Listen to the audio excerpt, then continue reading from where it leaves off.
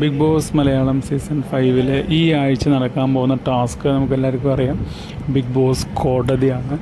Big boss ഹൗസിനകത്ത് ഇതുവരെ ഉണ്ടായിട്ടുള്ള പ്രശ്നങ്ങളിൽ പരിഹാരം കിട്ടാത്ത എന്തെങ്കിലും പ്രശ്നമുണ്ടെന്നുണ്ടെങ്കിൽ അത് പരിഹരിക്കാൻ വേണ്ടിയിട്ടുള്ള ഒരു കോടതി, ബിഗ് ബോസ് കോടതി, അതാണ് ഇപ്പോൾ നടക്കാൻ പോകുന്ന ടാസ്ക്.